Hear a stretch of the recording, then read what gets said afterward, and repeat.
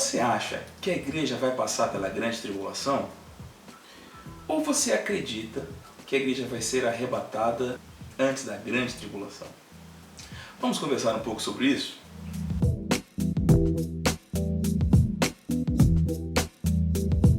Olá, eu sou o Marcos Honório Júnior e eu quero conversar com você hoje sobre um assunto que tem ganhado muito polêmica nas redes sociais.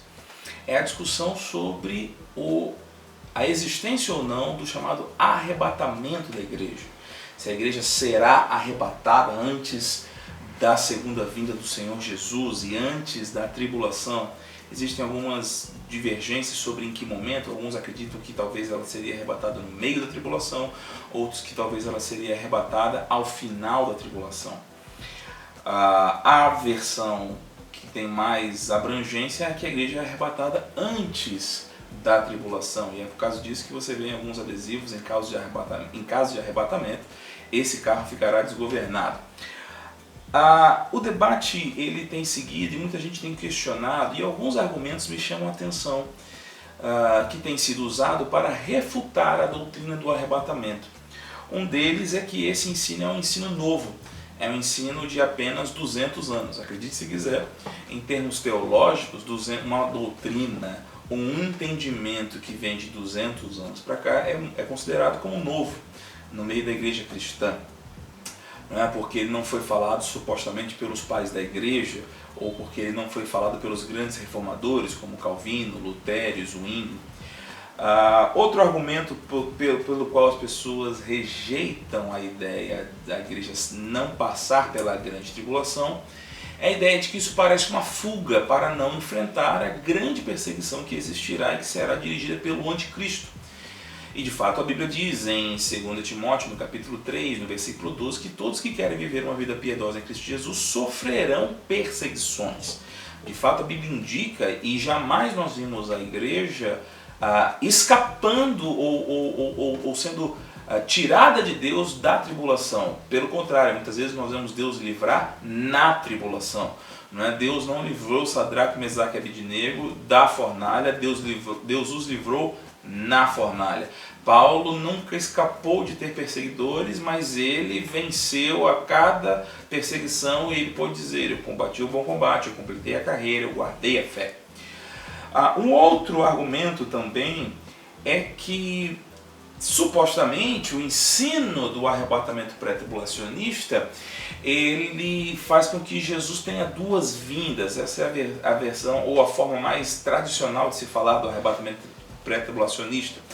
É a ideia de que Jesus teria um aparecimento prévio apenas para a igreja, isso seria uma vinda secreta, e então a verdadeira, ou dizer que a segunda vinda seria dividida em duas fases, né? E aí essa segunda vinda gloriosa aparecendo com a igreja para todo mundo.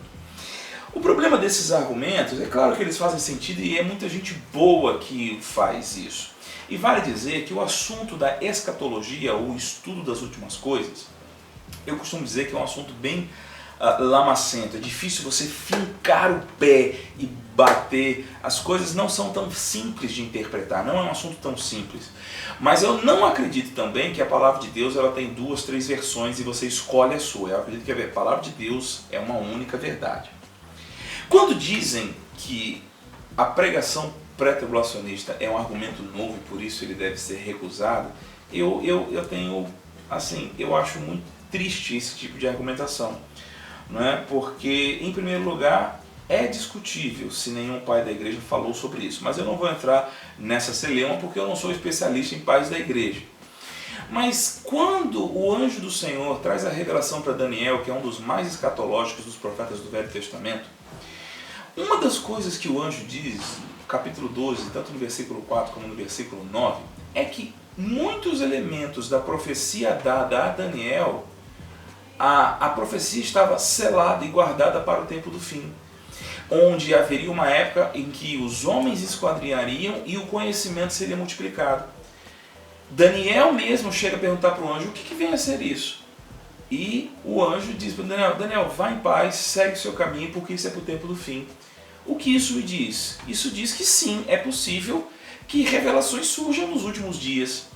E acredito sim que estamos vivendo os últimos dias e por que não as revelações que foram seladas e proibidas de serem esclarecidas para Daniel, Deus esteja trazendo clareza a pessoas hoje em dia, como trouxe sobre a justiça pela fé para Lutero e Calvino, por que hoje em dia não pode estar trazendo revelações que até hoje a igreja não entendeu? Eu não consigo ver o problema disso. Isso é um cuidado que eu tenho sobre a ortodoxia. Não estou dizendo que vamos fugir do ensinamento ortodoxo da igreja ou vamos desprezar todo o caminho que a igreja já trilhou de entendimento. Mas eu não posso acreditar também que a igreja já trilhou o caminho todo, que já se sabe tudo e não tem mais nada para ser descoberto em Deus. Eu não acredito nisso. Eu acredito que Deus pode revelar coisas novas, que não vai destruir o que foi estabelecido, que não vai divergir daquilo que está escrito, mas que a igreja talvez não tenha entendido ainda. Afinal de contas, a igreja até hoje não sabe como é que pode Jesus ser Deus e homem.